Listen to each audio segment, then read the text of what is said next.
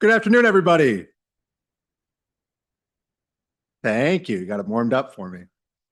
So I'm sure that many folks took the bus or the subway or commuter rail today. I know I did. And I'm here from the MTA. So I'm the budget director at the MTA. Many people know the organization because we are North America's largest transportation network. We move more people than pretty much every other system in the country combined, and that takes a lot of people to do. So it's 70,000 employees at the MTA.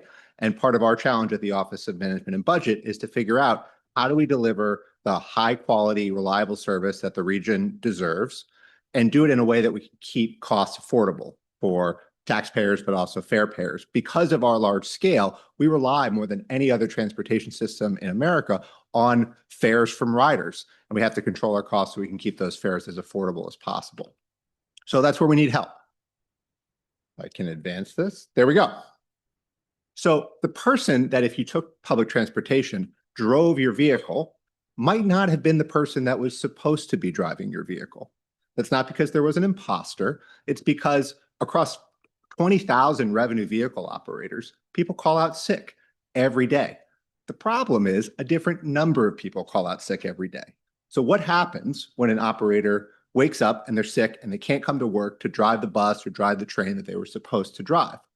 Three potential outcomes. The first is we have standby staff.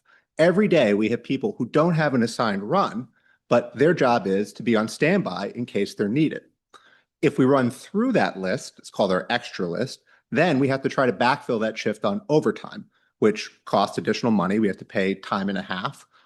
And sometimes we can't find somebody who's willing to work a double or willing to work on their day off, which means we have to drop that trip, which impacts the riders that are depending on that particular frequency of service to get them where they're trying to go with minimal wait times and predictable arrival times.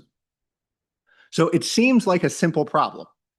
How many people should we have on standby? But it turns out to be actually quite complicated. So it's similar to other problems like how do you do staffing optimization for a hospital, or even in a non-staffing situation, how do you plan electrical capacity for a grid where the heat is going to change and the amount of pull on that grid is going to change so you don't have brownouts or blackouts. So there's lots of different analytical tools, but actually applying it and making it work in practice is where the challenge is. Because if you think about our environment, we've got not only variation in how many people are going to be sick, which is not randomly distributed, it's clustered.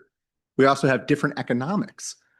Based on our labor regulations, the people that are doing those standby jobs are technically our most junior operators with the lowest costs, because the more senior operators, they don't want to be on standby. They want to choose the runs, and our labor agreements give them the right to choose it.